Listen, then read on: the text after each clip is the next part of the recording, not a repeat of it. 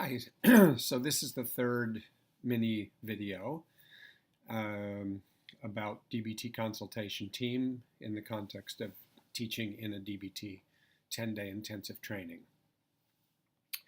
The last slide that I spoke about, I discussed the recommended agenda for team meetings, consultation team meetings. And so I'm just going to move forward now because the next slide that I have in this series is called Problems of Consultation Teams. Consultation teams have a lot of problems. Linehan created a form of psychotherapy and a psychotherapist to help a patient with improving capabilities, regaining or gaining balance, improving motivation. And then she helped those therapists with the same thing by consultation teams to help enhance capabilities and improve motivation. But now you have consultation team as an entity. And turns out consultation teams get into conflict internally, run into really difficult problems sometimes that are challenging, sometimes even fall apart over these problems. So consultation teams often need consultations. So problems of consultation teams, I'm just going to name a few. And then we're going to talk about solutions in consultation teams. So here's various kinds of problems that are not unusual. One, the competent or even brilliant but rigid team leader. You sometimes have a very enthusiastic team leader who has been trained well in DBT, is aware of all the strategies, is devoted to adherence in DBT, but has this overly controlling style, rigid style, a demanding style, but without the compensatory or balancing of that with compassion and flexibility and willingness to include everybody. So there's this problem. It becomes rather stuck because people have trouble challenging the leader.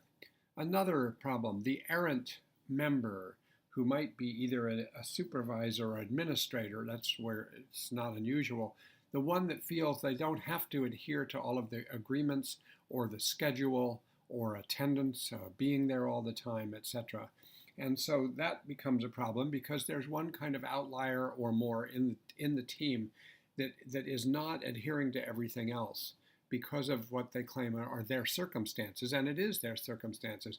But that can be a problem when the exceptions are made for one or more people. The psychodynamic member, I had this on early teams that I did because I was in such a psychodynamically oriented location. I have the person who wants to translate everything from DBT into psychodynamic terminology, whether it's transference or countertransference, narcissistic pathology, splitting the unconscious, a variety of things like that, where they're always needing to translate. And of course, what you want is a team that even if somebody has a psychodynamic background, they're willing to jump in and immerse themselves in a DBT culture, learn DBT the way you would immerse yourself in a Spanish-speaking culture, in a Spanish-speaking class, rather than always translating out loud into English or between English and Spanish. The DBT seminar, sometimes teams become more like a seminar, where it sort of gets a little removed from the pressing immediacy of treatment and consultation for treatment. It's more discussion about things and learning DBT. And there's a place for DBT seminars, but they are different than DBT consultation team. The team with little outside support. In other words, the team that exists kind of floating in its own space in an organization, but they really don't have that much backing higher up in the organization. And so people are not getting any compensation for being on the team. They're not getting support. They're not getting adjustments made so that their schedule allows them to go to team. It's as if the larger organization is not prioritizing team in the way that it is prioritized within a comprehensive DBT framework. Another one, the team that's too nice for its own good.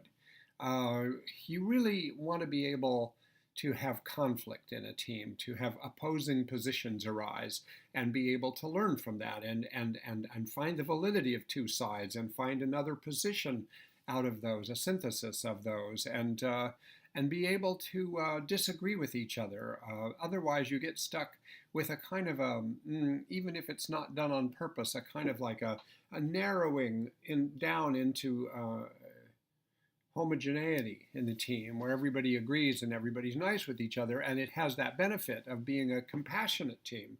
But you really have to sometimes work at making sure that you're representing opposing positions of things and being able to conflict about those without feeling like it imposes too much danger in the team.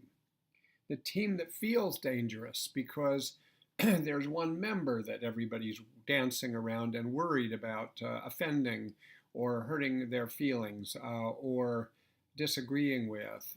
There's a rigidity to it, and there's a kind of like a sense of we're living in a minefield here and something could go off if the wrong person hears the wrong thing. So it's important to be as directly as possible while still remaining empathic and compassionate to address that problem rather than to live live with that week after week, month after month, because it will burn out people in the team.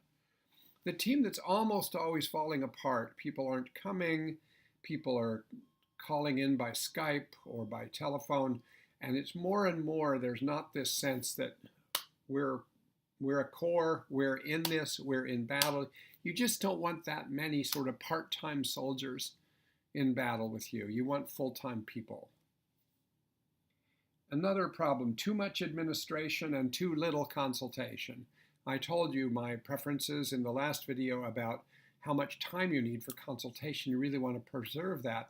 But some teams get caught up in discussing things about team composition, case assignment, and other administrative issues coming up, and choose away at the time for really consultation, which is a different kind of way of being together.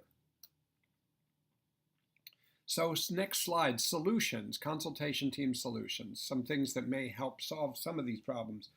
Regularly review those team agreements and use it as a serious moment when you're really thinking, are we adhering to these agreements? What things are getting in the way of these agreements in our team, etc. So that can help just to be going over those. The dialectical agreement might address some of these things about being rigid or being one-sided or having one-up, one-down relationships in the team and things like that, for instance. And people trying to be perfect, is addressed by the fallibility agreement. So you can have meaningful discussions about these agreements really time after time. Managing attendance, timing, and commitment. Really adhering from the beginning to we're all coming, this is our time, and we're all in it, and we're committed, and noticing if people are falling out of that, and just like you would with a patient, gently but firmly bringing up, hey, are you still with us? Are you in this? Okay. Include a training agenda when possible. Now that could happen either that you have enough time to do 10 or 15 minutes in a given consultation team where you're reviewing a set of strategies, you're reviewing a new article, you're reviewing new research that's come out, you're reviewing some sort of strategies that you haven't thought about for a while and that you realize in recent consultation could use some buffing up. Some teams have read a book together, chapter by chapter, and then had some discussion of it. Next, establish an atmosphere that embraces disagreement. Be upset if there's no disagreement. Disagree about whether there's disagreement. That fosters some fun, that avoids avoiding things. That you're getting into things. You're sitting down at the table together and you're hashing things out and you're engaged. And you take some risks and you watch out to not just avoid things that in the team meetings because you don't want to cause any trouble. And final slide on solutions. Now and then review team functioning. Have a session where you just say, let's go over how we're doing. Listen to each other.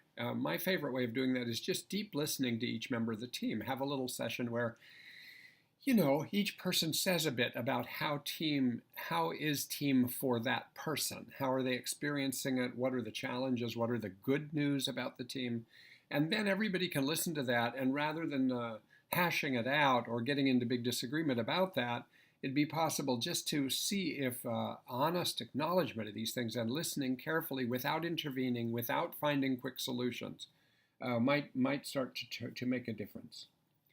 Identify and work on the goals of each member. So now and then you might go around and say, well, no, what are you trying to get out of team? What's your area of growing, your growing edge, where you're trying to get help, so that people know, and then people can feed into that.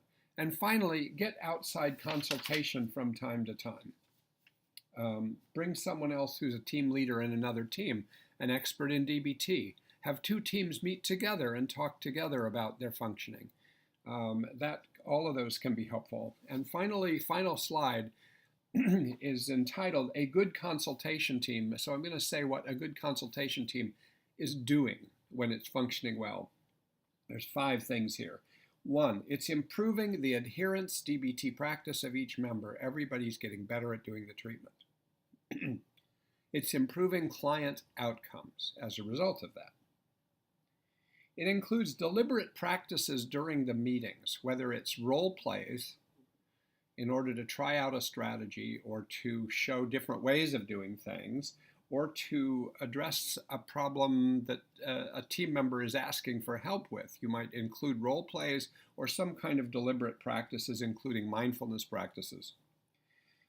4th, a good consultation team generates positive emotions in each member. You want people to want to come back to consultation team, because even though there's struggles there and there's challenges and it's hard work, it really, on balance, it's way more positive than negative, and people are feeling bonded in an important endeavor together where they're sharing at a level of vulnerability.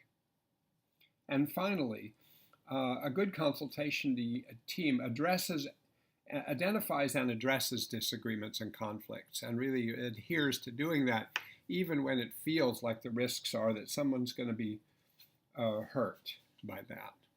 Okay, so that's it for consultation team. Take care.